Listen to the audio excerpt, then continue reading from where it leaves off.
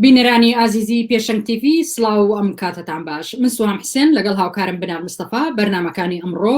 3 حوزەیرانی 2021تان پێشکەش دەکەین. سەرخەتی بەرنامەکانی ئەمڕۆمان دوایین پێشاتەکانی کوردستان گزارش لە چ دۆخێک دەکات. هەڵبژارنەکانی عێراق و چاوەڕوانی خەڵکی لە ناوەڕاست و باشووری عێراق. خەڵکی کەرکووک لە نێو ململانە سیاسیەکاندا. ڕۆژی جیهانی منداڵان و بارودۆخی منداڵان لە کوردستان.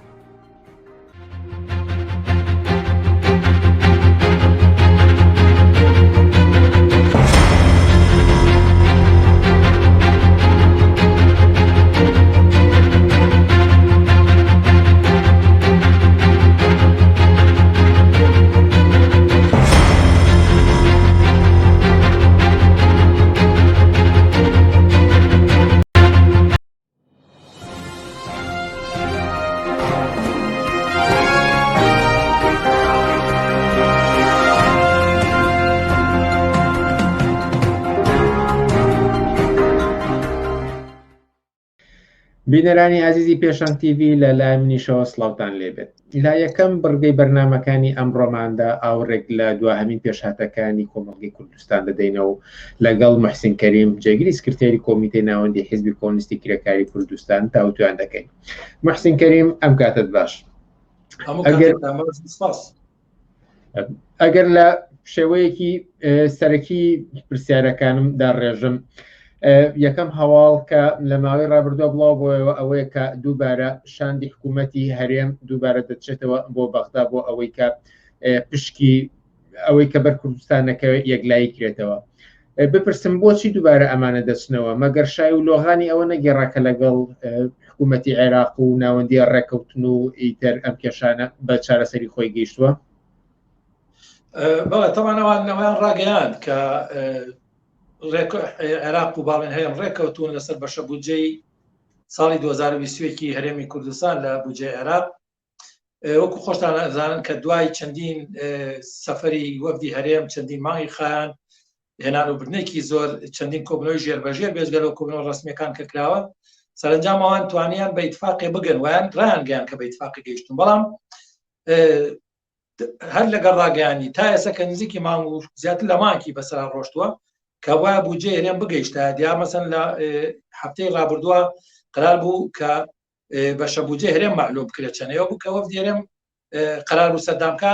لەلایەن ناوەندەوە هین کراوە، وتیان کە پێویست ناکا بێن عەزیەت مەکێشن لەبەرەوەی کە ئەوان خواستی تێیان هەبوو، خواستی ئەوەی کە لیستی بودجەخۆرانی هەرێم چییە و داهاتە نانەوتیەکان چێ حاصڵ ینی بیانوەیەکی تر زیاتر کە ئەمان هەمووی زەخت و فشار لەسەر حکوومەت هەرێم بە بڕای من کە من لە تاریکیشە لە ئۆکتۆبەرە باسم لەوە کردو کە سەرچاوی ئەم کێشەیە بەڕاستی مەسەلەی خودی بودجە نییە، مەسەلەی هەتا ئەو شتانی کە بازەکرێت قەراری 140 نازانمانە نییە، مەسەلەکە ئەڵگۆرە ڕوویاوە لە پەیوەندی بینی باڵێن هەرێمی کوردستان و هێزە سیاسیەکانی هەرێمی کوردستان، ئەحزابی کوردی لە کوردستان عێراقا لەگەڵ هێزەکانی دەسەڵاتداری عێراق چ ئیسلامی چ قەومی ئیسلامی سیاسی بەتایبەتی. ئەڵگۆرە ڕوویاوە بەتایبەتی لە دوای 16 ئۆکتۆبەرەوە لە دوای ریفراندۆم و هێرشی دەوڵەتی عێراق و هێزەکانی حەشتاوی بۆ کەرکووک و گرتنەوەی و دەرپەڕاندنی هێزەکانی باڵێن پارتی ویکێتی لە ئەو ناوچانەی کە پێڵە ناوچە کێشە لەسەر تەوازنێک گۆڕاوە ئاڵگۆڕێک باسەر کێشەی نێوان ئەم دوو لایەنەیە بە شێکی گشتی ڕوویاوە لەو کاتۆ تا ئێستا ململانەیە لەسەرەوەی کە جارێکی عادەی ئەم هاوکێشەیە بکەن یا ڕسمی بکەن نەخشەی بکێشنەوە. ئەم کێشانەی کە هەیە بە بڕای من ینی سەرچاوەکەی ئەوەیە مەسەلەی بودجە، ینی ئەوە نییە کە مەسەلەن هەتا ئەوەی کە لیستی موچە خۆران برێن یانی نێر ئەمانە گەر ئیتفاقن لەسەر شتە ئەسڵیەکان ئەمانەیان ئاسانە، بەڵام دیارەوان ئیتفاقیان نەکەوە سەختە ئیتفاق. وەکوتم ئەمە پێویستی بە دووبارە پێناسەکردنەوەی هاوکێشەیە کە وەکوتم تەوازنی هێز گۆڕاوە لە زەرەری ئەحزابی کوردی لە زەرەری باڵێن لەناو کەوانەیە کا بڵێن هەرێمی کوردستان لە بەرامبەر بەغدا و ئەمانە هەموو جارێک لە مەسەلا بێت بە بابرین مادەی کەرەستەی کێشمەکێشەکان و درێژکردنەوەی دانووسانەکان و گرێگۆڵە دروستکردن بۆ دانووسانەکان. بە بڕای من ئەم جارە سەردانەکە جارێکیکە بەشێکە لەو پرۆسەی بابرین پرۆسەیەکی بێسەرنجام کە وەکوتم ئەسڵەکەی شتێکی کە ئەمان جارێکە مەجبورن سەردان بکەنەوە بڕۆن بتوانن ئەگەر لەسەر ئەو ئەسلی کێشەی کە هەیە لەسەر ئەمە بتوانن بە شوێنێ بکەن ئەمەش تەوان خۆتان ئەزان کە هەموو حزابەکانی دەسەڵاتدار لە کوردستانە مەسلەی پەیوەستکردنەوەی کوردستانیان بە عێراقەوە یەکلایی کردوتە ئەوان لەمە یەکلایی متۆ بەڵام مەسەلەکەی ئایا لەم تەوازنە تازەیە ئەمان بەشیان چەنە بێ لە یعنی لە هاوکێشەی تازەی سیاسی عێراق ئایا بەشی ئەمە حزابانە چەنە بێت بە بڕای من لە سەرمە کێشەکەەوە هێشتا بە نەتیجە نەگەشتووە تەمان ئەمە بە بڕای من دانوستانەکان ئەبێ ئەمە بە جۆرێک لایی بکاتەوە گینامە درێژەیە بێت و ئەمەش بەشێکە لەو گرێ کوێرەی کە لە پەیوەندی بینی هەرێم و بەغا دروست بۆ لە دەردەوەکانی 16 ئۆکتۆبر هەڵگۆڕانی کە بە دوای خۆیان هێناوە. هەڵبەت ئەوان زۆر جار باز لەوە دەکەن کە بۆ نمونە نەدانی موچە دەگەڕێتەوە بۆ پێش 16 ئۆکتۆبەری شوهر لە 2014ەوە لە 2014 حکوومەتی ناوەندی بودجەی هەرێمی کوردستانی بڕیوە یاخود بە کەم و کورتی نردوێتی بەڵام لەلایەکی تریشەوە هەر لە ناو ڕیزەکانی دەسەڵاتداران خۆیانە باز لەوە دەکەن کە ئەو داهاتی کە لەبەردەستی دەسەڵاتە هەیە بەشی ئەوە کات کە موچەی فەرمانبەرانی پێ بدرێت وە ملانەیەکی زۆر لەنێو خۆیاندا هەیە کە بۆ نمونە دانیشتەکانی پەرلەمان تەرخان کە بۆ گفتوگۆ لەسەر دانی موچە یاخود نەکرێت وەکو مزایدە باز دەکرێت وەکو ئەوەی کە لایەنێک دڵسۆستر بێت لە لایەنێکی تر و بەڵام بەرپەچی دەدرێتەوە نەدانی موچە بوونی داهاتی پێویست ئەمانە سەرچاویان بۆچی کێشێک دەگرێتەوە بۆچی تا ئێستاش فەرمانبەران بە شێوەیەکی ڕێک و پێک ناتوانن لە وەرگرتنی موچەکانیان بەهرەمەند بن. بەڵێ وەکو تۆش باسی کردوانێن ئێستا دواخستنی موچە و بڕینی موچیان گەڕانێتەوە بۆی کە حکوومەتی مەرکەز ناوەن بودجێ بەشە بودجێ هەرێمی کوردستان نانێرێەوە ئەو باڵین داهاتی کە ناو خۆی کوردستانە کۆ بێتەوە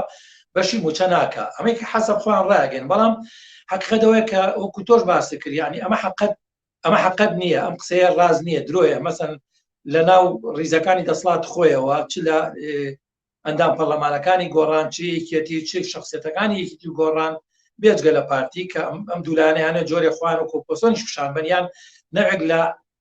بەرامبەر حکوومەتی ئێستایا کە بەدەستی ئەسڵەن بەدەستی پارتی و حکوومەتی ئەسڵی پارتیە سەرۆک وەزیرانەکەی سەرۆکی هەرێم پارتیە مەسەن بیانوێت کە نەوێک قاچێک بۆ خوان ناو خەڵکا دروستکەن دابنێن کە ئەوان گوایە ناڕازین لە ئەدای حکوومەت وە تووڕەن لەوەوە ئەمانە مەسەن شت ڕاگەن کەشفی مەجموعەیەک حقایقن کە بەڕاستی ئەوە سەلمێنێت کە لە کوردستانە پارە هەیە مشکلەی ئەوە نییە کە پارە نییە چ داهاتی مەسەن تا ئەوی کە تۆش باسێک مەسەن پێش لە 16 ئۆکتۆبەر معلومە و کاتانەش کێشەی موچە بوو بەڵام ئەوانی تر پەیوەندی بە خودی حکوومەتی هەرێمەوە مەسەن حکوومەتی هەرێم نەوتیە فرۆشت و سەرچاوی داهاتەکانی هەمووی خۆی بە حسابێک کە باسی اقتصادی سەربەخۆیان نەکرد حکوومەتی مرکزی چۆن بودجە بۆنێتەوە مەسەن ئەدەوێت هەموو شتێک لەو جیابێ معلومە کە نانێرێت سەگەمە لەمە چەند حقەتی تیا چەند ڕەوایە ڕەوانێ ئەمە بەشێکە لە کێشمەکێشیان باڵانەی بۆژوازی بەڵام هەر بۆ منطقەی کە تۆ مەسەن داهاتی نەوتەکە دەین تۆ خۆ دەیفرۆشیت نایتەوە بەغا معلومە ژەڵێت ئەوژەڵە من بۆچی بودجە بۆ بنێرم ئەمە بەشێک لە کێشەکانی خۆیان خودی مەسەن دەست حکوومەتی کوردی حکوومەتی ناسیۆنالیستی کوردی حکوومەتی بۆژوازی کوردی کە هەمیشە ئەم بیانوانەی هێناوەتەوە بۆی کە لە خەڵک بگرێتەوە گینا مەسلەی پارە لە کوردستانە کەم نییە و داهات لە کوردستانە کەم نییە و خوان کوتۆش باسی کرد مەسەن ئەو داهاتانی کە لە کوردستانە بەبڕان بەزیا و بەشی موچە خۆرانەوە تا بەشی نەوێک لە گەشەی ئابووری ژەکە وانە کە پارە نییە بەڵام لە کاتێکە کە حزابێک کە کۆنتۆلی دەسەڵاتیان کرد ئەمانە خوان بەشێکی زۆر لە داهاتی کوردستان بجن تاڵانی کەن و بیبن بۆ سەران و مەسئولەکانی خوان و لە ماپکانی دەرەوە یا هینی کەن و ئیسمالات کە هەتا ناو کوردستان ئیسمالات پێوکەن معلومەکە ئەم پارێتی لە بودجێ حکوومەتە نامێنێ مەسەن پارەکە لە بودجێ حکوومەتە دەرێت یان ناو حکومەتی حکوومەت دەرەچێت بۆ ناو گیرفانی حیزبەکان حیزبە دەسەڵاتدارەکان بە تایبەتیکێتی و پارتی بۆیە معلومە کە کەسی بودجە دروست دەبێت پارە ناو خەزینەی حکوومەتە نامێنێت لەبەر شوێنی دزراوە هەتا بێجگەلەوەی کە ئەو داهاتانی کە لە گومریکەکانەوەیت ئەوان یعنی چەندین دەرگای تریان کردو بۆی کە بتوانن لەو یعنی هێنانی کەلوپەل بەبێ گومریک بەبێ بچێتە ناو باڵین بە فیلتەری حکوومەتە بڕۆ ئاخوان بەرپرسانی حیزبانە ئەیدزن یعنی مەسەن خەتێکیان بۆ خوان کردو کە کەلوپەلی لێهێن کەلوپەلی لێنێن ئەمانەمی مەسەن هەتا ئەو زەریبەیەک نادرێت بودجێ یعنی بڵێن گومریکێک نادرێت بە حکوومەت لەوە بیگرێت تا مەسەن ئەو داهاتی کە یەتە گیرفانی حکوومەت و ئەمان تەحکوم پێوەکەن ئەمە یەک کێشەکە ئێستاش تەمەن بیانیان بۆ دروست بکەوەی با بە بودجە نانێت ئەوەی نەوتەکانی وان بودجە نانێت ئەمە هەمیشە بەڵام من بیانوویەکە و حقیقەتی تیانەیە بەڵکو مشکلەکە کە ئەم حزابە دەسەڵاتدارانی کوردستان خەریکی تاڵان و بڕۆن ئەمان و زۆرترین داهاتی کوردستان بۆ گیرفانی خۆیانە بۆ کۆمپانیەکانی خۆیانە بۆ بەرپرسانی حیزبەکانیانە و بەشێکی زۆر کەمی بۆ خەڵکە کە حتمما بێگومان کێشەی باڵی موچە دروست دەبێ حتمما کێشەی خەدەمات دروست دەبێ ینی ئەم کێشانی کە ڕەتی بە خزمەت گوزاری گشتی بە ژیانی گشتی کۆمەلگای کوردستانەوە حتمما لەم مەجارات کەم دروزەبێت چکە لە شوێی کۆ دزێ لە شوێ بۆ تاڵانەکرێ مەسەلەکەونێک کە لە کوردستانە پارە نییە سامانێ داهاتنێ بەڵکو شتێکە بەشێکی باشی ئەدرێدان ئەم دوو حیزبەوە بەشێکی زۆر کەمێتەکە حتمما بەشی دابیکردی خۆشزەرانی و موچە و ژیانێکی باڵێن شرافەتمەندی خەڵکی کوردستان ئەتوانی وا کۆیکەینەوە کە دەسەڵاتدارانی کوردستان نەوێت کە داهاتێک لە کوردستان هەیە بۆ خۆ هەم بێت و موچەی فەرمانبەرانیش لەلایەن بەغداوە دابین بکرێت ئەمە زێدەڕۆییە ئەم جۆرە ئیدعایە زای چۆنە ڕەنگە ئەمە دەردی خۆتەڵی زێدەڕۆیی بێت چکە مەسەلەن هیچ منطقەوە قبول ناکا کە هەموو داهاتی کوردستان بۆ خۆم وە تۆم موچەی حکومەتی مەرکەزی تۆ موچەی باڵی دامەزراوەکانی هەرێم بە بەڵام ئەوان کێشەکان وەکوتم لەسەر ئەساسی بەشیانە ئەمان مەسەن ناسوایزمی کورد و هێزەکانی بۆژوازی کوردی لە موقعیت و لە پێگەیەکی لاواستران لەگەڵ حکومەتی مەرکەزی لەگەڵ هێزەکانی باڵین بۆژوازی عەرەبی ئەمە یعنی جاری کەیانەوە بیان خەنۆز ناو چوارچەوەیەکی تر کە ئەوەی کە پێش 16 ئۆکتۆبەر بوویان باسی ساڵی سەربەخۆیانە کرد باسی سەربەخۆیانە کرد مەسەن لە تەوازنی هێزی عێراق ئەوان صاحب قەرارێکی جدی بوون ئێستا بیان خەنەوە ئەو هینەی کە دوای 16 ئۆکتۆبەر دوانی بە جۆرێک ینی چاولەدەستی بەغابن لە قەرارات تا ئەسڵ بەغا بێت وە ئەمان قەراراتی بەغا جێبەجێ بکەن یعنی وەکو براکچووک مامەڵە بکەن وە لە چوارچێوەی عێراقا لە چوارچێوەی حکومەتی فیداڵیا ئەمان هەموو شتەکان لە چوارچابێەوە تەحکومی ئەساسیەوەی کە فەرمانڕۆی ئەساسیەوەی کە حکمی ئەساسیەکە بە لەسەر کوردستانیش حتمما ئەبێت دەوڵەتی مەرکەزی عێراق و باڵین هێزەکانی عێراق بن ئەمە کێشەکە لەسەر بێتاوانەکە لەسەرمە یەکلابن و ئەو کاتە مەسەلەی بودجەش بە جۆرێکی تر ڕەنگە یەکلا بێتەوە ئەمەیان چۆنەبێ بەڕاستی ڕەنگە دەیەسەویسان پێشبینی کە یعنی سەختە چونکە مەسەلەیەکی ژەیە کە ئەڵێن مەسەل لە کوردستانە نزیکی 1,400,000 موچەخۆر هەیە کە بەشێکی لەمانە بندیوارن ئەمانە حکومەتی عێراقی میشەڵێ من باڵی کارمەندی واقعیم ئەوێت یعنی لەم 1,400,000 ڕەنگە 700,000 کارمەندێکی فعلی بن کە ئێستا کارەکەن بەشێکی زۆر لەوانەی کە موچەی دەوڵەتی وەرەگرن ئەمانە کادر و هینەکانی ئەحزاب دەسەڵاتدارەکان هەتا حیزبەکانی تریش کەمانە بەناوی پێشمەرگە بەناوی جۆرا و جۆرەمانە هەتا لە دایرەکانە وەکو بندیوار ساڵانێکی زۆر بندیوار ئێستا چۆتە دایرەکان دامەزراون لەسەر میلاکی و دایرانە کەمانە زیادن بەڕاستی لە حەد ئەمە یەکە ڕەنگە ئەمە سەختیەک بۆ هینەکە دروستکانی بڵێن هەر ئەمە خۆی یەکێکە لە مشکلەکان کە دەوڵەتی مەرکەزی با بڵێن بەدەستی وەکووە نەوێک لە فشاری جدی لەسەر حزابی کوردی بەکارێن پێشەوەی کۆتایی بە گفتووەکەمان بێنین پێم خۆشە ئەوڕێکیش لە ڕووداوەکانی ڕۆژانی ڕابردوو بدەینەوە و کە ڕەنگە پەیوەندی هەبێت بە منبلانەیەکی سیاسی و پێکدادانێک کە لە نێوان پارتی کرێکارانی کوردستان پەکەکە و پارتی دیموکراتی کوردستاندا ڕوویدا بووە دەخالەتێک کە تورکیا هەیبوو دەبینین ئێستا زۆر واوەتر ڕۆیشتووە تورکیا تاوانبار دەکرێت بەوەی کە لە سەرۆت و سامانی کوردستان تاڵان دەکات و هەتاوەکو و ئاستەی کە ناڕزاتی بکەوێتە ناو ڕیزەکانی پارتیەوە کە کەسانێکیان بیدعای ئەوە بکەن کە جێ دەهێڵن وەکو کەسێکی ئەتەم بەرزانی بچێتە ئێرانەوە ئەمانە گزارش لە چی بارودۆخێک دەکەن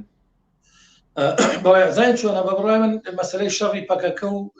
پارتی وەکو لە چەند ڕۆژێک لەمەوە بەرفازڵ میرانی سەرۆکی مەکتەبی سیاسی پارتی باسی کرد کەوتی ئەم شەڕە ئەبێت ینی ئەم شەڕە بەڕاستی ڕوویاوە ماوەیەوە پێش پێکدادان بوو مەسەن چەندی جا پێکدادان بووە و ئەم شەڕە بە احتیمالی زۆر ڕووە لە بەنی پارتی پەکەکە مەسەلەکەش من لە شوێنی کەشا قسەم لێ کردەوە مەجموعەیەک فاکتەرە کە دەوری هێلەوەی ئەم شەڕە ببێ یەکیانەوەی کە پەکەکە و پارتی وەکو دوو هێزی ناسوایزم کرد شەڕیان لەسەر دەسەڵاتدارەتی یا بڵین ڕابەرایەتی حرەکەی کوردایەتی لە منطقەکە لە ئاسی منطقەکە یەکیانەوەی کە پارتی بەرژەوەندی لەگەڵ تورکیا هەیە بەرژەوەندی سیاسی هەیە بەرژەوەندی اقتصادی هەیە هەتا عسکەری هەیە بەجێ لەگەڵ تورکیا بۆیە مەسەن ئەو لە جوڵەکانی پەکەکە ناڕەحەتە بێجگەلەوەی وتم بەشێکی ڕەتی بەخۆەتی منافەسەیە لەسەر ڕەهبەری حرەکەی کوردایەتی و بەتابەتی لە مناطقی ژێردەسەڵاتی پارتیا کێشەی بۆ دروستەکە بەشێکی کە مەسەن ئەو پارتی دۆستی تورکیاوە بوونی پەکەکە لە کوردستان عێراقا مەسەن کە هێزێکی نەیاری دەوڵەتی تورکیا حتمەن احراجی بۆ دروستکەوە سەرشەی بۆ دروستکەوە لە کۆڵی کەوێتەوە ئەمە واقعیتێکە بەڵام زای چۆنەوەی کە تورکیا مەسەن هەمان ئەزای کە تورکیا نزیکی ئەوەی کە من بیستمە نزیکی 34 یا بگرێت زۆر زیاتر لەو بنکەی سەربازی لە کوردستان عێراق هەیە بەتایبەتی لەو منطقانی کە دەسەڵاتی پارتی هەیە مەسەن بنکەی سەربازی هەیە و بەردەوام بنکەی سەربازی ئەکاتەوە هێزی چەکداری لێوێ داناوە بەردەوام هێرشی عسکەری ئەکات یعنی وە پارتی لێم بارەوە نەک بێدەنگە بەڵکو هاوکارە لە مینا ئەمە بەڕادەیە گەیشتووە کە ئەزان جوانەوە سامانی کوردستان دەمێکەیە باڵێن تورکیا یعنی نی کردووە مەسا تا بەشێک لە نەوتەکە کە اتفاقێکی بینی پارتی یا حکومەتێنە بە سەکرانی پارتی لەگەڵ تورکیا هەیە ئەمە هەموو کەسێ باسی اتفاقی 50 ساڵە کات کە بە ینی بەینێکی زۆر مجحیفانە لە زەرەری باڵێن هەرێمی کوردستان ئەگەر بۆ معنایە بڵێن لە زەرەری خەڵکی کوردستان ئەم هینە ئیمزای کراوە و هەرێمی باڵێم تورکیا زۆر مستەفید بووە قازانجی وەرگتووە لە پەیوەندیەکانی لەگەڵ هەرێمی کوردستان لە ڕێگەی پارتی لە ڕێگەی دەواز سنوورەکانی خۆیەوە ینی ئەو لەم بابەتانە قازانجی بێ لە بێجگە لە بەرژەوەندی سیاسیەکانی پارتی هاوکاری بۆ لە بەراوردەکە لەم بارشۆ قازانجی کردووە بەڵام کارەکە گەشتە بۆی قازانج و تورکیا تقریبا چۆنەڵە دیتر شوڵی لێ هەڵکێشا بۆ معنایە پێی درێژ کردووە ئەوەی کە مەسەن باس دەکرێت لەگەڵ تێشی تورکیا مەسەن مەجموعێک لە کۆمپانیەکان هاتوون کە کۆمپانیای دادبڕینەوە و بەکارهێنانی دارن بۆ پیشەسازی باڵێن لە تورکیا ئەمە ئیتر مەنتقە و منتقەی خۆی سەیرە کات و هیچ باڵێن حسابێکیشی بۆ ناکات ڕەنگە گەر لە تورکیا مەسەن ئەمە بکات بە مەسەلەی پاراسی ژینگە بە مەسەلەی پاراسی سامانی نیشتیمانی حد و قانونێکدا بێ بەڵام لە کورسە عێراقا و مەسەلەیە کە بێدەرگا و پەنجەرەیە بێخاوەنە هیچ شتێک نییە مەسەلا گەر وێرانیش کە و تاڵانیش کات تەبیعیە بۆیە ینی بۆمبارانێکە کەس خاوەنی نییە قەت و عامی خەڵکەکە کەس خاوەنی نییە دەستدرێژی کاتە سەر ناوچەکان خاوەنی نییە ژیانی خەڵک تێگا خاوەنی نییە مەعسکرات دروستەکە خاوەنی نییە نەخاوەنی وەسەند هاوکاریشی ئەکرێت معلومە کە کار گەیشتۆ بە دەرەجێت کە ناڕەزایەتی لە ناو ئەست لە خەڵکە هەیەوە خەڵک بەدگومانە لەوەی کە مەسەر ئەم ئیتفاقی پارتی وێکێتێ بە شوێنێک بەرکە بگورە پارتی تورکیا کاسن هیچ جێگایەک بۆ خەڵکستانیاتەوە ئەمەش حتمما بەعزێ لەم لانە ناڕەحەت دەکا مەسەن یەکێتی ناڕەحەتە لەما مەسەن بەتابەتیەوە بەشەی کە سەر بە ئێران ناڕەحەتە لەما ئەم دەستدرێژی و یاڵێ ئەم دەورەی تورکیا لە کوردستان عێراقا ئەمە حتمما لە ناو ڕزگەکانی پادشا نەعک لە ئیحراجی لە کێشە دروستەکە بەتابەتیەوەی کە تۆ باس کرد ئەدام بارزانی مە کاتی خۆی پیاوی ئێران بۆ من پێم وایە کە دوایش کە گەڕایە ناو پارتیان ناو پارتیا پۆستیان ئەمە هەر لینکی ئێرانە یان ناو پارتی ئەم کەسە سەرۆکی حیزب الله شۆڕژگەڕی ئیسلامی بوو کە پیاوی ئێران بوو کاتی خۆی لە نەوەکانە ینی لە پاڵ ئێرانە بوو وەکو هێزێکی تیرۆریستی دژی هەموو ڕەوتێکی مەدەنی بوو لە کورسە عێراق ینی دایان نابوو باڵێن وەکو باڵێکی تۆریستی جمهوری ئیسلامی لە کوردستان عێراق چی بکاتە ئەو بوو کە ڕاگەاندنیان کە مەسەن ڕێوان ئەحمەد لە سانەوە 50 تارێکی نووسی بوو کە 20,000 دیناری و کاتا گەر هەڵە نەبم ئەدا بە هەر کەسێک کە ڕێوان ئەحمەد بکوژێ بۆ ینی ئەمانە ئەمە ئەم کەسەیە دەمازایم ئەم شەریفەیە کە ئێستا هاتۆ تۆڵێکی ئەچمە ئێران و لەم دەستدرێژیانی تورکیا ناڕەحەتەوە ئەوێت مەسەن بە حرەکی شۆڕگەڕان بێت معلومە باڵی ئێرانە بەڕای من لەناو پارتیا کە مەسەن ئەوێت لەم زۆر باڵین دەستدرێژی یا لەم زۆر دەورەی تورکیا لە کوردستان عێراق ناڕەحەتەوە ئەمە حتمما کاردانەکە لێوەیە نەک لەوەی کە ئەم بەڕاستی دیفاع لە سەروەری خەڵکی کوردستان کات دیفاع لە نان و گوزەرانی خەڵکی کوردستان کات دیفاع لە ئەمنیەتی خەڵکی کوردستانەکە و دیفاع لەوە کە یعنی بە جۆرێک دەستی دژی باڵێن دەستدرێژەکانی تورکیا بۆ سەر خەڵکی عێراق نەخێت بۆ سەر خەڵکی کوردستان ئەو لەوە ناڕەحەتە کە مەسەلەن تورکیا ینی دەستی ئاوەڵای لە کوردستان عێراق وە جمهوری ئیسلامی کە ئەو پیاوی بووە ئەمە ینی کەمتر دەوری هەیە بەتاتی لەو منتقانی کە پارتی دەسەڵاتدارە و ئەمە تەوازنی باڵێن نەخشی تورکیا و ئێران لە کوردستان عێراق و عێراقا لاوازەکە بە قازانی تورکیا بۆ ئێمە بە جۆرە لاسنەی کەنەوە پێم وایە ئەو جمهوریەت دەمبارزانی بەشێکە لە پیلانی ئێران کە بتوانێت جۆرێک سەرگێژە بۆ پارتی دروست کات یالانی کەم بە جۆرێک تەوازنێک دروست کاتەوە کە پارتی ئەوە بەلای تورکیا نەڕات و بە جۆرێک ناچار بێت کە بە جۆرێک نزیک بێتەوە لە ئێران ینی بە جۆرێک ڕاگنی تەوازنە ئەمە بە بڕامە هیجرەتی بە بەرژەوەندی بە گوزەران و بە ژیانی خەڵکی کوردستان و هەتا بە پاراستنی سەروەری و سەر و ماڵی خەڵکی کوردستانەوە محسین کەریم زۆر سپاس بۆم دەرفەتەی بە ئێمەدا سپاس بۆ ئێوەش ماندوو نەبن هەرگیز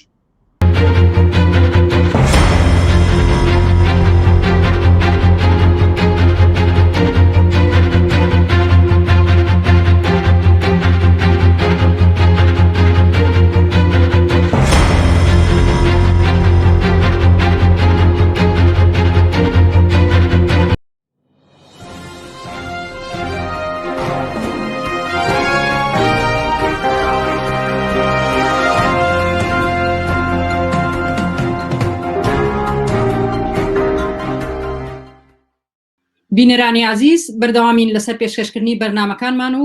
هەڵبژارنەکانی عێراق جارێکی تر بەشێک لە بەرنامەکانی ئەمڕۆمانە بێت بۆ ئەمە بەستە لەگەڵ سەمیر عادل سکرتێری حیزبی کۆمۆنیستی کرێکاری عێراق گفتوگۆکەین. هاوڕێ سەمیر ئەم کاتت باش. کاتت باش. چوار مانگی تر هەڵبژارنەکانی عێراق بەڕێوە چێت.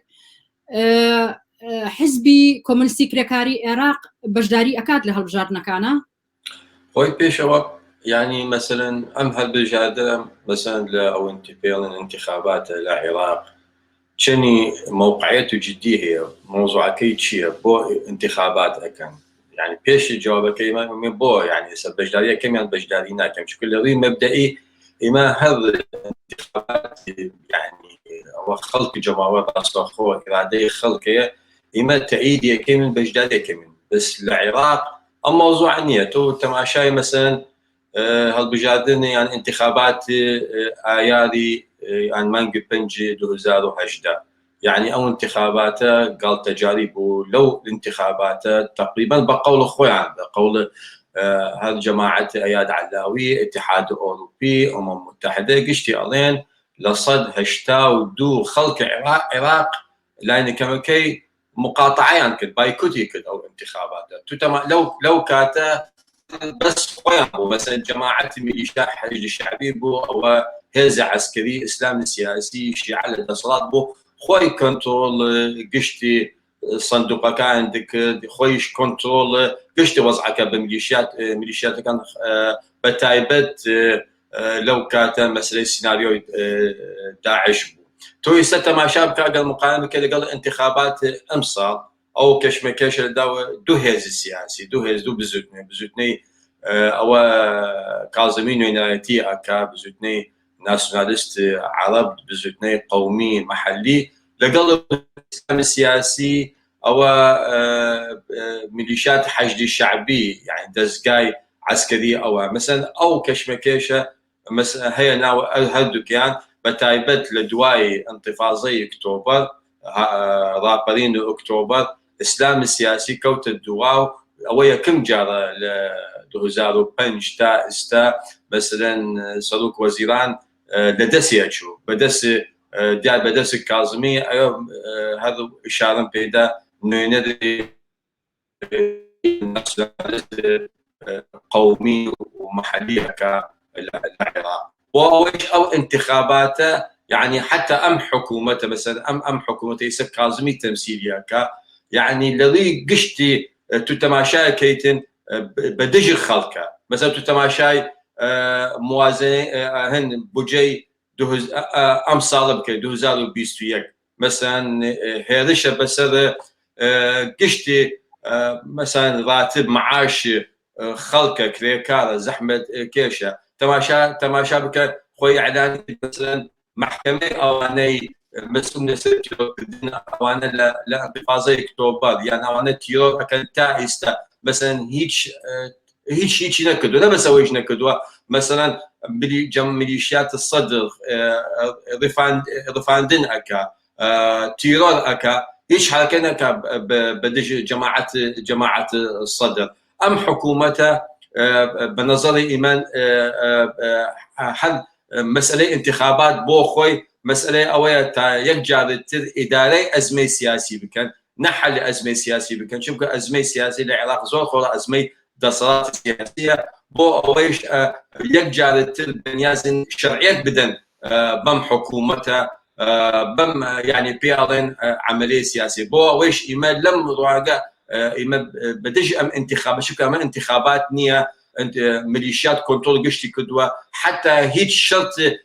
شرط هالبجادين نيه العراق تنيا اويا يرجع اداري ازمه سياسي بكن شرعيه بدن بخوان بويش ايمش بايكوت من انتخابات كيمن وداواي يعني ما حتى يعني ما اويا ما تقريبا او دومان دس بما كدوا حزب الكومونست العراق كامبين من بتوانيم يك بزتني بديجي انتخابات بديجي ام حكومته يعني مثلا بيرالين مثلا بديجي قشتي ام عمليه سياسيه بريخ بكامل لا عراق او موقف ايمي برابر انتخابات العراق بتصور ايميش ام انتخابات تائستا ديالينيه اي كان يعني كم شو كيسي يكبس هي اننا وخويا بديجي انتخابات شو كان انتخابات ناتوان يجالت تكرار السيناريو ايال 2008 بكن ميليشيات خويا حشد الشعبي كنترول صندوق كان بكن بريان بكن دواي او بيسوتنين ام سيناريو يرجع دوالا نابع العراق بو وايسا زول محاولات هي تاجيل او انتخابات بكره تا 2022 زۆر باشە بەگشتی فەزای هەڵبژارنەکان چۆنە بینن چەند هەڵبژارنێکی ئازادە کە خەڵکی بتوانێت نێری خۆی هەڵبژێرێت بۆ نمونە تا ئێستا گوێبیستی ئەو بووین کە بەجیا لە هەموو بربەستێک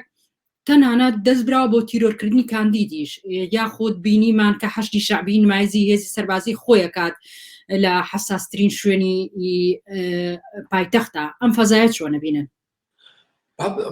فەزای انتخابات نییە مثل ئەوەیش ئەو کەشمەکەش ناوی حەشدی شعبی و حکوومەت کاظمیە مەضبوط نییە بە انتخابات مەضبوط ئەمە چەند ساڵە ئەم شەڕە هەیە شەڕ بەتایبەت شەڕ ئیسلام سیاسی شیعی سەد بە جمهوری ئیسلامی ئیران بەنیازە تەسیس دەوڵەت و خۆی بکە لە عێراق يعني او بروجي اسلام السياسي الشيعي او لقل ايران يعني جمهوريه اسلاميه سبوركا تقريبا او هنا او مشروعات هنبو اتوانين بيبل من يعني تفريش بو العراق اسا ام كشمكش ناولي حشد الشعبيه يعني لقل بزوتني كاظمي او مربوطنيه بانتخابات او مربوطه بمسألة تأسيس الدولات بأزمة سياسية العراق وحتى تأثيرات هن نيوبيماني لسر العراق تأثيرات هن شني هن دولة لمنطقة هي أو موضوعك أوية بس هل بجاردن مسألة يستاهل بجاردن هات وحتى أجر يستاهل بجاردن نابي هم كشمكيش وأم تيرود كردن ومشانه هل بالدوام أبيه شوف أما أمت هن تازنية بشكل هو يعني مربوطة بأزمة سياسية العراق بو بنظر إمام هيش حتى قد تماشى انتخابات بك أزاني من للنتيجة موضوع كي انتخابات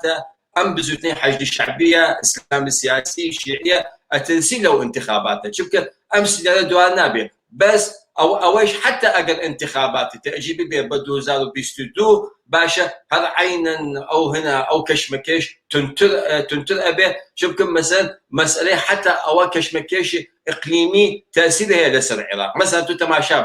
مثلا السعودية إمارات بشتواني لحكومة الكاظمي أكا بوش مثلا 6 مليار دولار شي سعودية وشي إمارات تدخل بويامتي العراق يعني مثلا كهرباء العراق ربطي بكن بكهرباء خليج باشا او يعني مثلا تتماشاي هن او مشروع التازه في المشرق الجديد ناوني مصر واردن العراق يعني وانا هل بنيازن العراق جات بقرن بو خوان الين المحيط العربي محيط عربي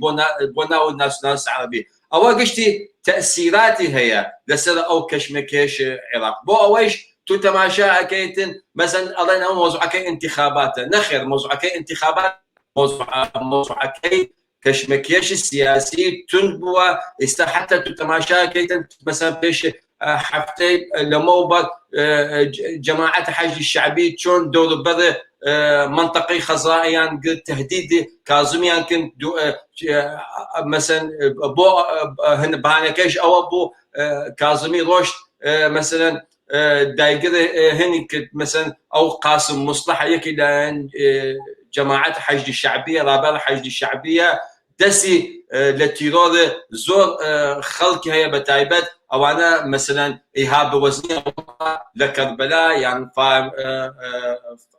فاهم الطائيه زور مجموعه مثلا او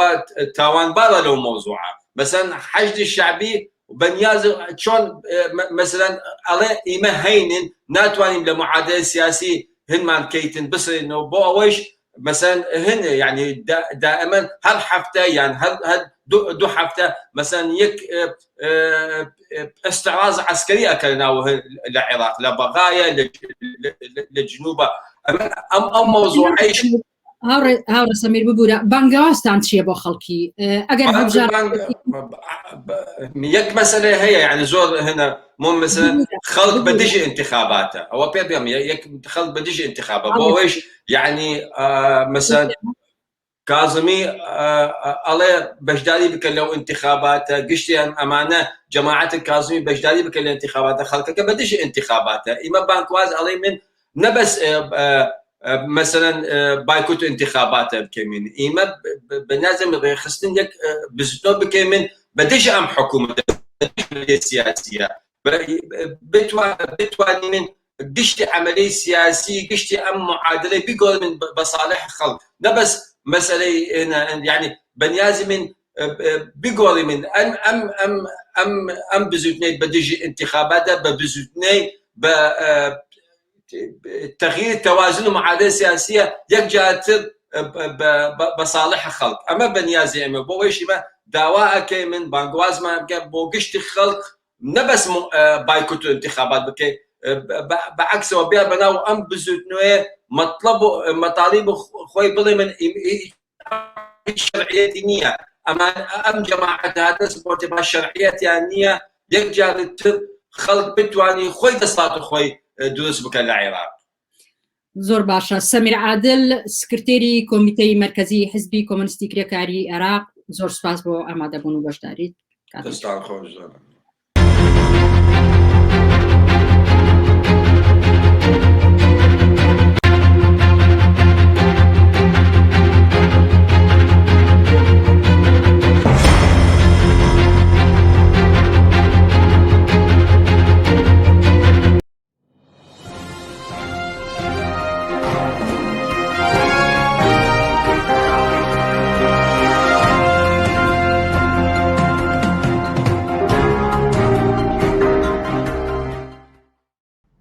یەکی شەش ڕۆژی جیهانی منداڵانە.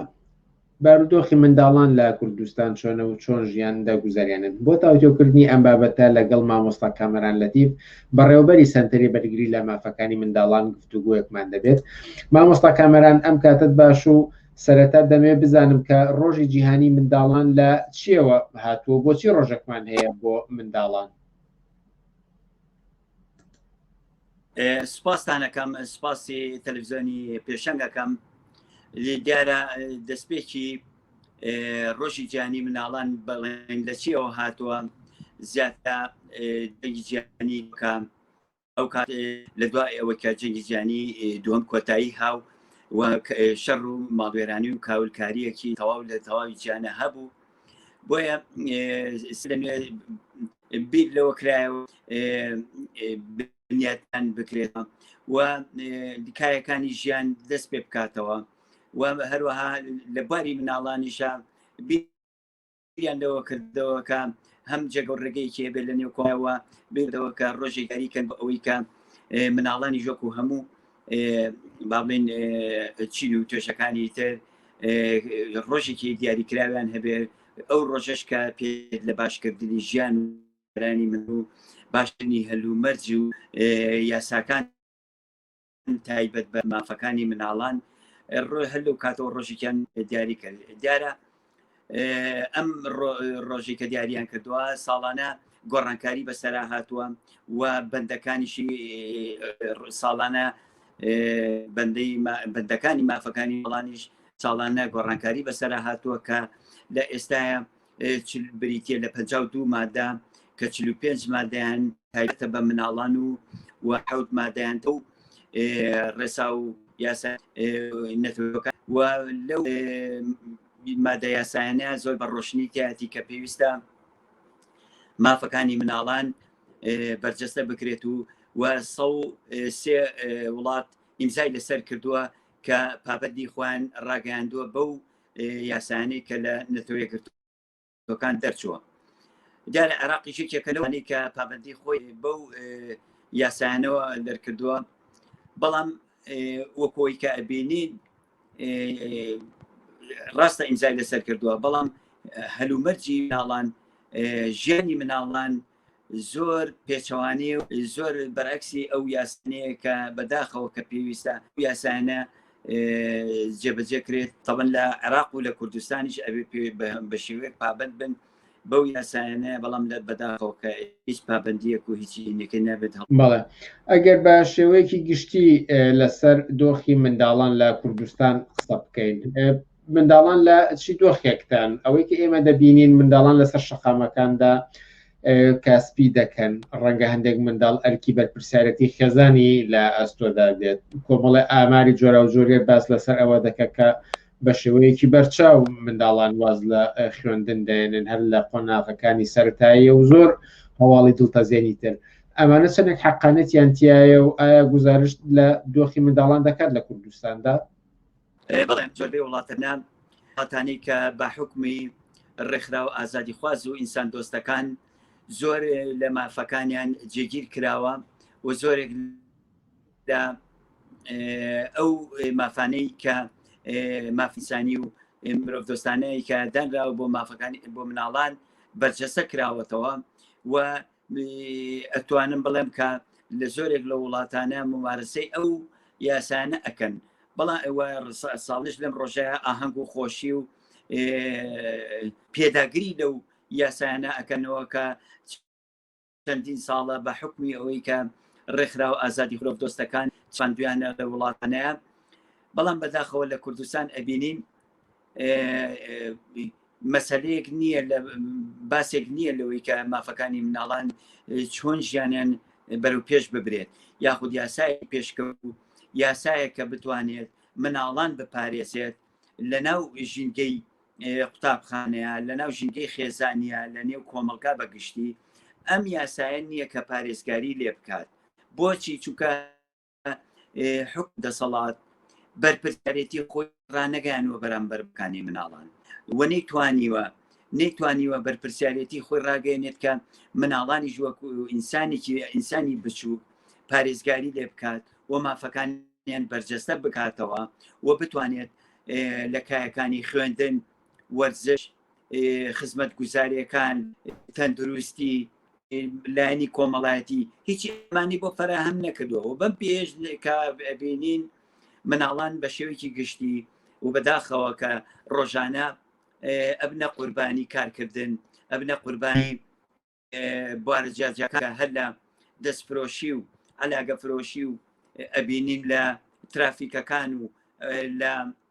شوێنە گشتیەکان بە شێوەیەکی زۆر بەرچاو ئایان بینین هەتا دەرەوەکان بەکاریان هێنن ئیستیغلالیانەکەن بۆ مەرامی سێکسی لە هەمووی گرنگتر ئەوەیە کە تێکەڵاو بە سیاسەت و ئەحزاب و کاییشان ئەکەن ئەمانە کۆمەکەوە کارێک مناڵان ئەمڕۆ گیرۆدەی بوون ئەمانە ئایندەی مناڵانیان شێوانوە و وای لێ هاتووە کە مناڵان ژیانی مناڵانی خۆی جیاوازی ناکات و تێکەڵ بە ژیانی گەورەکان کراوە ئێستا بینین مناڵانێکە بینین کە مامەڵەی کارکردنەکات وەکو کە گەورە هەڵس و کەوتەکات ئەبینین لە نێو ترافیکەکانە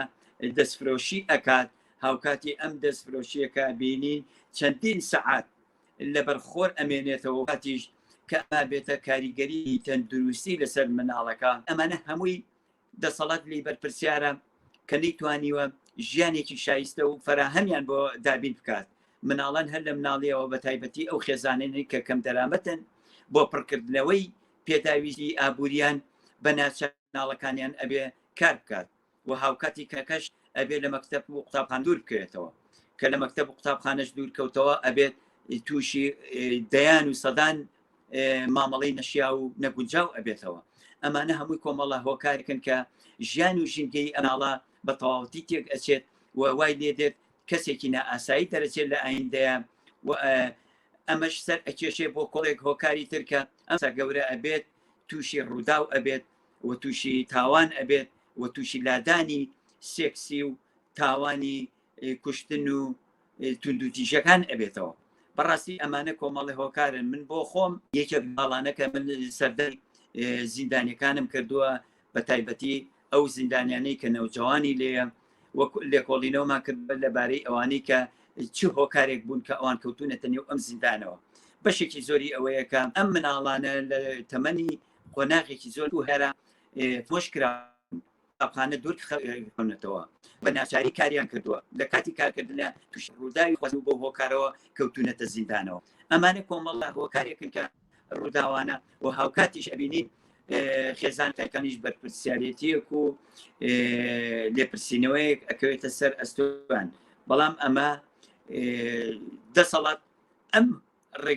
ڕێگەی بۆ فەراهەم نەکردوون یا با بڵێن کار ئاسانی نەکردووە کە ئەوەی کە با بڵێن دایکان و باوکانیش بە ئەرک و پەروەردەی خۆیان هەستن. لایەنێکی تریش ئەوەیە کە مەسەلەی پەروەردەیە، ڕۆڵی پەروەردە لەم بوارەیە زۆر گرنگە، چونکە قوتابخانە ئەم مناڵە بۆ ئەوەی کە بچێتە بەردەم خوێندن و هەمان کاتیش پەروەردە بە هەموو کاتەکانی 3 کاتژمێر بۆ 3 کاتژمێر و نیو لە قوتابخانە ئامێنێتەوە کە ئەش زۆر ماوەیەکی کەمە بۆ فێر بێت. ئەوەیە کاتێتە قوتابخانەها هەوڵ ئەدرێ لەگەڵ ئەوەی کە ئەمە تەنها کۆمەڵە شت فێر بێت. پەروەردەیەکی دروست ناکرێت ئەم مناڵە وای لێ ناکرێت کە سبەینێ بچێتە سەر ڕێگەیەکی ڕاست ئەگەر بێت و تەنها خۆشی بێت پشت بەخۆی بەستێت لە قاچەکانی خۆی ڕاوەستێت ئەم نییە، بەڵکو تەنها مناڵ فێری کۆمەڵشتی سەرەتایی ئەکرێت. فێربوون کافی نییە، بەڵکو پەروەردەی ئەبێ لەگەڵا بێت. پەروەردە دروستە، پێویستە پەروەردەیەکی کرێت کە ئەماڵە بتوانێت لەسەر پێخواوەستێت بچێتە قۆناغی گەورەبوون و دواتر کەسێکی ئەلکۆم. هەڵبەت بەپێ و قسانەی کەم ئێوە باستان کردو ئەوەی کە بەشەر خۆشی دەکرێت لە ڕێی کەناڵەکانی ڕاگەان و لەسەر شەقام لە زۆر دیمەنیترە ببینێت ئەبینێت بە شێوەیەکی گشتی کە مناڵان لە جیهانی منداڵی بوونی خۆیان دوورخراونەتەوە خۆشتان ئاماژەتان پێدا بۆ ئەوەی کە مناڵان نزیک بنەوە لە جیهانی منداڵیان لە یەکەمی قۆناغەکان و لە سەردا پێویستە چی بکرێت بۆ ئەوەی کە بەم ئاراستەیەدا هەنگاو هەڵدرێت. بەڵێ بۆکو باسم کرد مناڵان بە شێوەیەکی گشتی لە کۆمەلگای کوردستان شێوەیەکی ژیانێکی ئارام و نۆرماڵ ناباتە سەر. بۆچی؟ لەبەرەوەی کو باسم مەوەردەکە زۆر گرنگە بە ڕۆڵ و کێری خۆی هەڵناچێت و ڕۆڵی خێزان فرامۆش کراوە. ئەبینین بێکاریەکی زۆر، نەبوونیەکی زۆر، بێموچەیی و بێکاری کە بڕبڕشتی دروستبوونی کێشەکانی خێزان نییە. ئەمە لە نێو خێزانەکانە زۆر بەربڵاوە. ئەبینین دایکان و بە شێوەیەکی گشتی بە تایبەتی ئەو کەسانی کە هیچ سەرچاوێکی دارایان نییە با بڵین کرێکارە و زەحمەت کێشن. ئەمانە زۆری ئەوەی کە زۆربەی کێشەی کۆمەڵایەتی هەیە. ئەم کێشە بۆ مناڵان و کاریگەری ڕاستە خۆی لەسەر مناڵان هەیە. وەکو باسم مناڵان بە ناچاری وان ئەکرێت کە بچن کار بکەن بە دان کەسی با بڵێن هەلپەرست و مناڵانێک ئیستیقلالەکە بۆ مەرامی خۆی ئەکرێن بەداوە. ئەم مناڵە بچێکی ئاهی دەرناچێت لەسەر جادە و لەسەر شەقام چەندین سەعات ئەمێنێتەوە.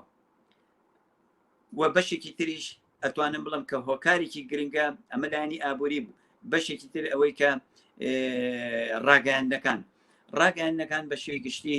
ڕاگەیاندنەکان لەبەرەوەی زۆر ئەکادیمی و پسپۆر کار ناکەن. چەندین بەرنامەیان هەیە کە نەک هەر ئیسفادەی نییە بەڵکو زۆر کاریگەری خراپ لەسەر مناڵێن. کۆمەڵی بەرنامە هەیە کە پێویستە کات لە کاتێکی دیاری کراوە بکرێت، بەڵام بەداخەوە ئەبینین کاتێکە کە مناڵە سەرقاڵی نان خواردنە یاخود لە کاتێکی زۆر زووە کە ئەم مناڵە ئەتوانم بڵم هیچ دقەیەکی لێ نافەوتێت و هەر هەمان بەرنامە لە چەندین جیاوازە دووبارە کە کاریگەری مناڵ هەیە. ئەمانە کە بینین زۆر کاریگەری خراپ پیاکە لەسەر مناڵان. لایەنێکی ترەوەیە کە با بڵین دەسەڵات تەواو ئەو لایەنەی فرامۆش کرد بۆ کۆمەڵێک ئەوی حەزم کرد کە باس بکەم کە کۆمەڵێک ئیستیقلالی عەقڵیەتی ناسکی مناڵان ئەکەن. ئەم مناڵانە لە قۆناغێکی زۆر ناسک و هەستیاران ڕاپێکی مزگەوتەکانیان ئەکەن و بە ناوی قورئان و دەرسی قورئان و وان لێ ئەکەن کە وردە و دەوان لێکن تەعاتوفیان هەبێت لەگەڵ بۆ ئەحزابەکانی خۆیان بڕێکی هەر شتێک بێت ئەمان ڕای ئەکێشن بۆ ئەوەی کە ببێتە ئەندامی خۆیان، چونکە لە مناڵیەوە کاریان لەسەر کردووە. مناڵ لە خوار 18 ساڵ ساڵیەوە هیچ بیر و باوەڕێکی هەبێت یاخود ئەبێ لانی کەم کە لەسەر شانزەوە بە اختیار و ویستی خۆی ئەگەر بیەوە شتێک هەڵبژێرێت ناکرێت زۆر کاریەکی تیابێت وا لایەنێکی ئەو کابینین جیاوازی نێوان کوڕان و کچان ئەبینین جیاوازی فەقیر و هەژار ئەبینین کۆمەلگا بە شێوەیەکی گشتی لەسەر بنەمای چینایەتی دروست بووە چینێکی باڵا دەست کە هەموو لەکانی ژیان و هەموو تەرفیەکی ژیانیان لە بەردەسایە کە کەمینەیەکن و چینێکیش کە چینی کرێکار و زەحمەت و داماون بینین مای خۆیان ناکەون یان تەنانەت ئەوەی بژێوی ژیان و ناخواردنێکی ئاسایی ناکەون ئەمانە کۆمەلگایان تاو لە بەرێک هەڵوەشانوەتەوە ئەتوانم بڵێم کە لە ماوەی ئەم چەند ساڵی ئەخیرە تەواو ڕنگیاوەتەوە لەسەر مناڵان ئەگەر لە ڕۆژی جیهانی منداڵاندا شتێک ما بێت بتوانن بیڵێن زۆر بە کورتی فەرمون ئەوەی کە گرنگ بێت لێرەدا بوترێت من لێرە داوادا هەموو ڕێکخراوە مناڵەکان هەموو ڕێکخراوانەی کە مرۆڤ دۆستن و دڵیان بۆ ئایندەی مناڵان لێ ئەدات ئەو ڕێکخراوانەی کە کە لەسەر مافەکانی مرۆڤ مافەکانی مناڵان ئەکات و بە هەر شێوازێک کە بۆیان ئەکرێت شاری مەدەنی بێنن بتوانن لە هەموو بارەنا بۆ لەمە زیاتر ئایندەی مناڵان نەشێوێت فشار بکەن سەردەسەڵات و زیاتر هەوڵ بدرێت مناڵان لە ڕووی ماف و خزمەتگوزاری و پەروەردە و تەواوی کەکانی ژیانیان فراهم بکرێت بۆ ئەوە چیتر مناڵان لەوە زیاتر ژیان و ئایندەیان نەشێوێت بتوانین بە هەموو لایەک ئاڕاستەکردنی مافەکانی مناڵان و چەسباندنی مافەکانی مناڵان بکەین بۆیە بتوانین ئایندەیەکی گەشان هەبێت لە داهاتوودا. مامۆستا کامەران لەتیف زۆر سپاس بۆ ئەم دەرفەتەی پێداین. سپاس بۆ ئێوە سپاس بۆ تەلەڤیزیۆنی پێشەنگ.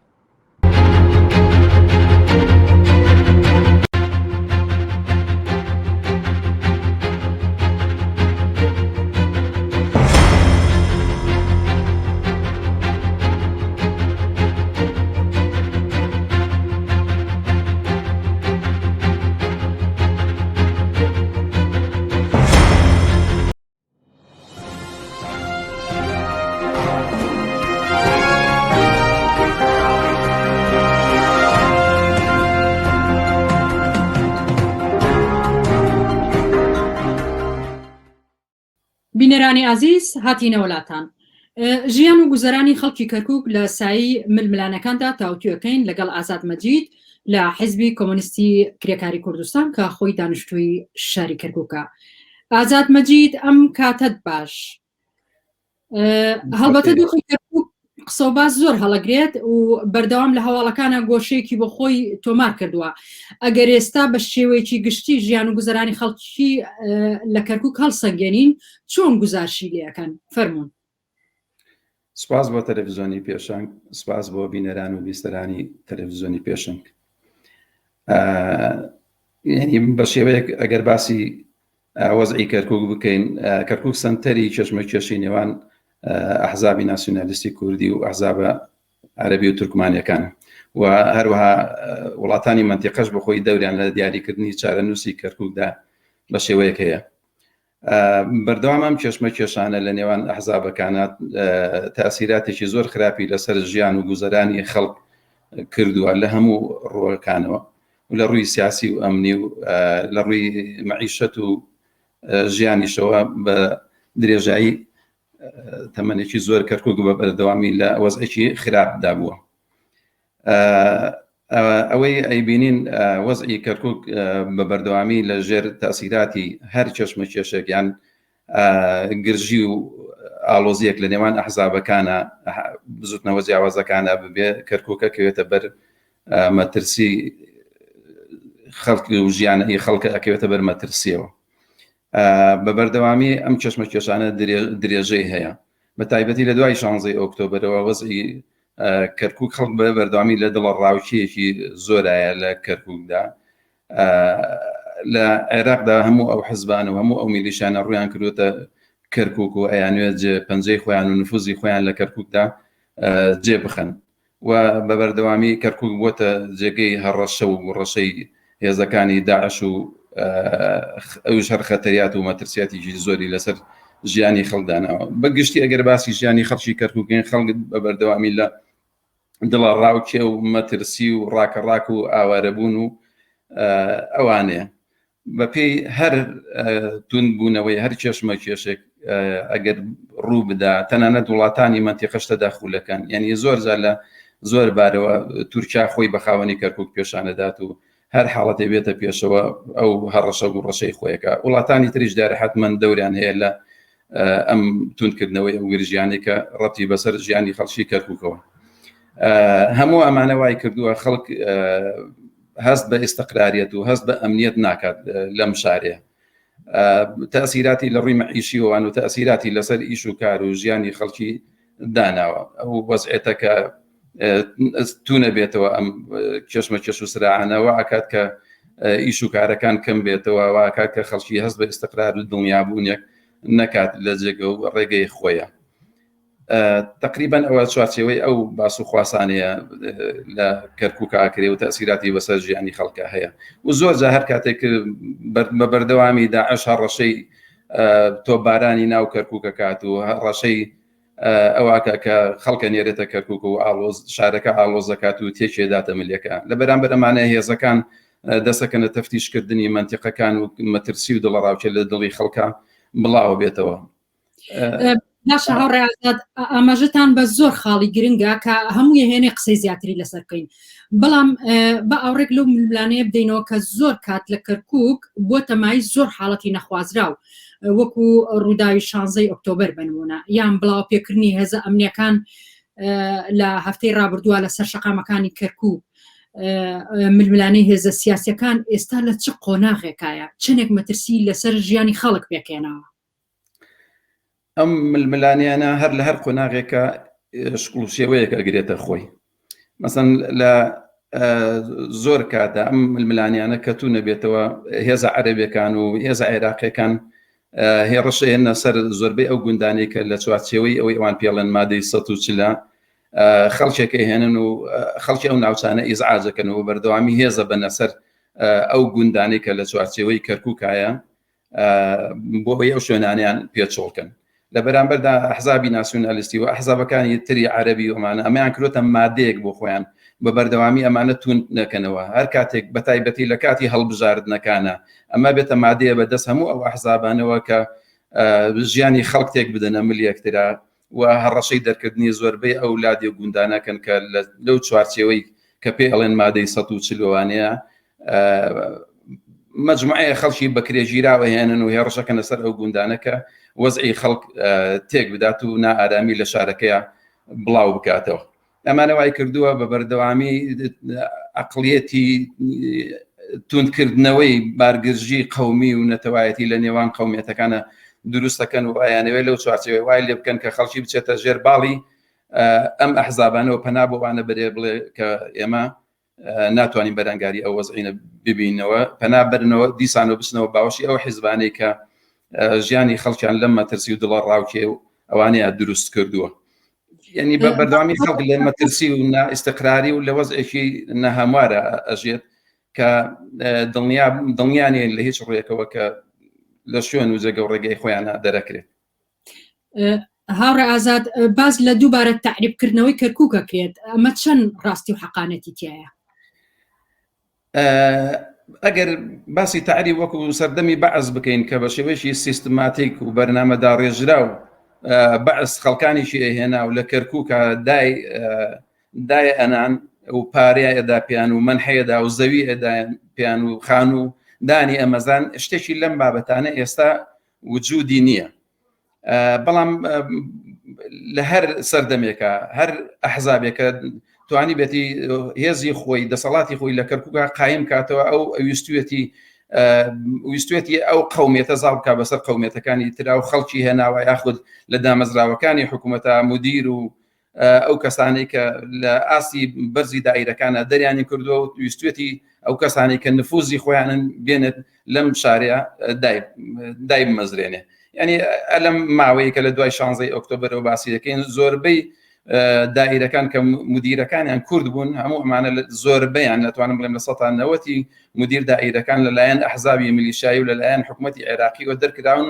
بە کەسانی سەر بەو حیزبانە و سەر بە عێراق پڕ کراوەتەوە. ئەمە ناتوانانی پێی بڵێ تعریب بڵێ وەک تعریب. ئەمە جانبێکیان جانبێکی تر ئەوەیە کە کەرکووک تا حدێک لە چاو هەندێک شاری تر جنوب کە وەزعی زۆر خراپە، خەڵکی بە ناچاری زۆری هاتۆتەوە لە کەرکووکان نیشتەجێ بوون کە بتوانن لوقمەنانێکیان دەستکەوت بۆ ماڵ و مناڵەکانیان. بۆ معنای سیاسەتێک هەبێ کە حکوومەتی عێراقی ئێستا پەیڕەوی بکە و خەڵکێک بێنێت لە کەرکووکە دای بناوخان و جێگا، ئەم سیاسەتە معنای وجودی نییە و لە بەرامبەر ئەحزابی کوردی زۆرتر ئەوێ ئەمە گەورە بکاتەوە، زۆرتر مبالغەی تیا بکات و خەڵکی پێ بترسێنێت و بۆ ئەوەی بتوانێت کە خەڵکی ئەم شارە یاخ کورد زمانەکان ببرێتە پاڵ سیاسەتەکانی خۆی. باشە هاوڕێ ئازاد، پێویستە خەڵکی کەرکووک بە کورد زمان و عەرەب زمان و باقی دانیشتوانەکەی ترەوە لە دۆخێکی ئاوایە چی بکەن؟ ئێمە لە ڕابردوو شاو ئێستا شار دووبارەکەینە وەکو حزبی کۆمونیستی کرێکاری وتمانە کەرکووک شارێکی ئینسانیە و لە ڕابردووە زۆر لەسەر ئەمانە ئیشمان کردو لەگەڵ زۆربەی ئەحزابەکانە ڕۆشنی قسەمان کردوتمان ئەبێ ئەم سیاسەتانەی ئێوە کە ئەڵێن کەرکووک عەرەبیە، کەرکووک تورکمانیە، کەرکووک یاخۆت دڵی کوردستان و قودسی کوردستان، ئەمە نابێت بکرێتە جێگەی باس و گرژی و چەشمەچێش دروستکات و ژیانی خەڵک بکاتە بەرمەترسیەوە. ئەبێ ئەم شارە شاری دانیشتوانەکەی بێ بە کورد و عەرەب و تورکمانەوە و بۆ وەستانەوە لە بەرامبەر ئەمانەیە ئێمە نابێ بچین مل بدەین بە هیچ شتێک لەو سیاسەتانەی کە ژیانی خەڵک تێکەدا، دەبێتە هۆی ئاواری خەڵکە، بێتە هۆی نەئەمنیە، ئەوە بێتە هۆی توندبوونەوەی و گرژی قەومی و پێکدادانی قەومی لە دواوە دروست بێ. باشترین ڕێگە ئەوەیە کە خەڵکی دەست لە نێو دەستی یەکتر بنن و باشترین ڕێگە ئەوەیە کە ئەو حیزبانەی کە ئەیانەوێ ئەم شارە تێک بدەن دەربکرێنەوە دەرەوەی شار، ینی خەڵک بۆی ژیانێکی ئارام و ئازادە بژێ، بۆی لە ژیانێکی ئاشتیە بژێت و شارەکەمان دوور بێ لە شەڕ و پێکدادان و سراعاتی قەومی. باشترین هەل ئەوەیە کە هەموو ئەو هێزانەی کە لە ڕاستیە شێوەی میلیشا لە کەرکووکن بچنە دەرەوەی ئەم شارەوە لە خەڵکی شارەکە نوێنەرانێک دروست بکرێت کە خۆیان خەڵکی ئەم شارن و خۆیان سوورن لەسەرەوەی کە بتوانن ئەمنیەتی ئەم شارە بپارێزن و ئەوانەتوانن بە باشترین شێوە ئەمنیەت و ئاشتی و ئازادی شارەکە بپارێزن. خەڵکانێک لە دەرەوەی ئەم شارە هاتوۆتە ئەم شارە و ئێستاکانە هیچ ئاشنایەتێکی نییە، نازانێ ئەم شارە چییە چی نییە و بوونەتە هۆی دڵڕاوچێ و قەلەقی بۆ خەڵکی ئەم شارە. لە ڕاستیە ئەوە کارێکی باش نییە و باشترین ڕێگە ئەوەیە کە ئێمە پارێزگاری لەم شارە بکەین و باشترین ڕێگە ئەوەیە کەرکووک وەکو شارێکی ئینسانی و شارێک بێتە نمونەیەک لە ئاستی جیهانەکە کە نمونەی ئاشتی و پێکەوە ژیان و خۆشبەختی بێ بۆ خەڵکەکەی و ئەو سەروەت و سامانەی لە نەوت و لە هەموو ئەو سەرچاوانەیە کە بتوانین بە باشترین شێوە بۆ باشترکردنی ژیانی خەڵک دابینی بکەین و مستەوای ژیانی خەڵک و مەعیشەتی خەڵک بەرینە سەرەوە. ئازاد مەجید لە حیزبی کۆمونیستی کرێکاری کوردستان لە کەرکووکەوە لەگەڵمان بووی، زۆر سپاس بۆ بەشداریت و بۆ کاتەکەت. سپاس بۆ ئێوەش. عزیز بەم شێوەیە هاتینە بەرنامەی ئەم هەفتەیەمان هەتا هەفتەی ئایندە هەر شاد و کامەران.